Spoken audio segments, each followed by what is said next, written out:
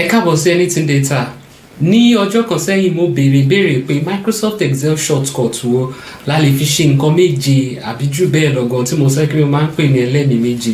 Ṣùgbọ́n nínú gbogbo àwọn èsì tí mo rí, mi ò rí èsì tí ó súnmọ́ nǹkan tí mò ń sọ gangan. Kò ń ṣe wípé gbogbo àwọn nǹkan tá a sọ náà pé kò ṣòtítọ́ àbí pé kò dáa, ṣùgbọ́n nǹkan tí mo fẹ́ gangan mi rí. Ṣùgbọ́n nínú ẹ̀kọ́ yìí mo máa dáhùn ìbéèrè yẹn, máa fi hàn wá bá ṣe lè lo shortcut tí mò ń sọ̀rọ̀ nípa yẹn láti fi ṣe oríṣiríṣi nǹkan. Ẹ jẹ́ ká lọ wò. Bóyá nírú data báyìí a fẹ́ kó pọ̀, a fẹ́ yọ sọ́tọ̀ọ̀tọ̀, a fẹ́ pín, a lè lo shortcut control E yẹn láti ṣe. Alákọ̀ọ́kọ́ rèé, bóyá irú a ní data ní kólọ́mù ọ̀tọ̀ọ̀tọ̀ báyìí, a wá fẹ́ kó pọ̀ sójú kan, bóyá irú date báyìí. Tí n bá sọ pé mo bẹ̀rẹ̀ pẹ̀lú talákọ̀ọ́kọ́, tí n bá ti ṣe yẹn bẹ́ẹ̀ yẹn, màá kàn wá sí ẹlẹ́ẹ̀kejì, tí n bá tẹ control E, ó máa bá mi ṣe gbogbo ẹ̀ lọ. Kò bá jẹ́ pé ó pé igba, alákọ̀ọ́kọ́ nìyẹn. Ẹlẹ́ẹ̀kejì, bóyá a tún ní irú data tó kó wọn jọ sójú kan, bí irú tó wà nínú kólọ́mù àǹbíbà. Tá wá fẹ́ pín sí kólọ́mù ọ̀tọ̀ọ̀tọ̀, tí n bá ti ṣe talákọ̀ọ́kọ́, bóyá irú bíbá yìí sìn, mo yọ orúkọ Láídé yẹn, mo yọ F, mo yọ age ẹ̀, mo yọ department ẹ̀. Tí n bá ti ṣe alákọ̀ọ́kọ́ yẹn, mo lè ṣe control E kó bá mi fi kún gbogbo àwọn tó kù náà, láì jẹ́ pé mo ṣẹ̀ṣẹ̀ tún ṣe ní ẹyọ kọ̀ọ̀kan lọ́tọ̀ọ̀tọ̀. A lè ṣe irú nǹkan bẹ́ẹ̀ yẹn. Ẹlẹ́ẹ̀kẹta, ilé mo tẹ̀ fẹ́ kọ̀rọ̀ rẹpẹtẹ, àti lórúkọ àwọn èèyàn, mo wá fẹ́ kọ ọ̀rọ̀ bá ṣe fẹ́ kí wọn. Bóyá mo fẹ́ sọ pé hello Káyọ̀dé, how are you doing? Bóyá irú nǹkan báyìí ni mo ti kọ. Kàkà kí n wá máa tún kọ fún àwọn tó kù, tí bá tún ṣe control E sí yìí, ṣe rí pé ó ti bá mi kọ gbogbo tàwọn tó kù lọ bẹ́ẹ̀ yẹn. Ẹ rí bá ṣe fi kọ ọ̀rọ̀ lọ láì dára wa lágara.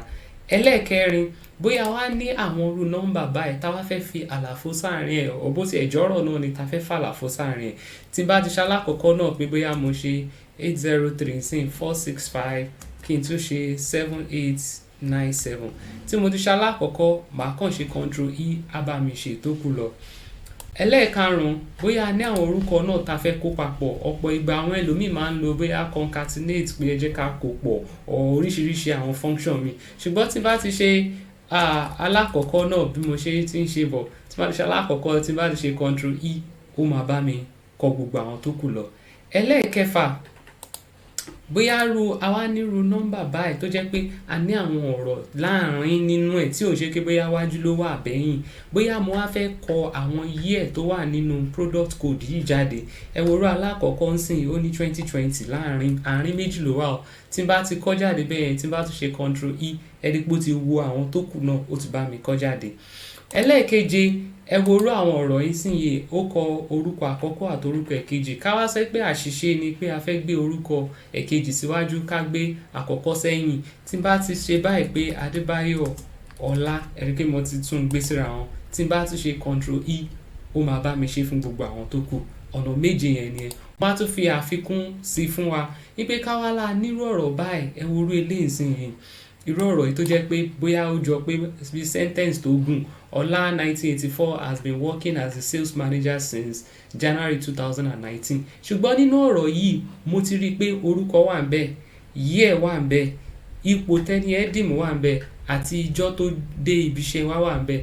Ṣùgbọ́n a fẹ́ pín sí ọ̀tọ̀ọ̀tọ̀ báyìí. A fẹ́ pín sí inú kólọ́mù ọ̀tọ̀ọ̀tọ̀. Irú alákọ̀ọ́kọ́ ń sìn, mo ti rí i pé Ọlá lorúkọ ẹ̀. Date of birth ẹ̀ 1984, mo ti wá kọ sí báyìí pé 1984. Kí ni ipò tó dìmú? Sales manager. Mo ti kọ sí báyìí pé sales manager. Then ìjọ́ wo ló dé ibi iṣẹ́ wa? January 2019. Mo ti ṣe alákọ̀ọ́kọ́ bẹ́ẹ̀ yẹn. Nígbà tí mo ti ṣe alákọ̀ọ́kọ́ náà, nǹkan tí mo nílò láti ṣe náà ni kí n ṣe control E fún àwọn tó kù. A tún lọ wo gbogbo nǹkan tó wà láàárín àwọn ọ̀rọ̀ yẹn, a tún ṣe síbẹ̀. Eléyìí máa jẹ́ kí iṣẹ́ wa yára tá bá ń ṣe àwọn nǹkan bẹ́ẹ̀ yẹn, tá nílò láti máa rántí oríṣiríṣi ọ̀nà tá lè fi ṣe. Control E lásán ó lè mú wa ṣe oríṣiríṣi ọ̀rọ̀ nǹkan tí mo ti fi hàn wáyé lọ́nà mẹ́jọ. Ẹ ṣé.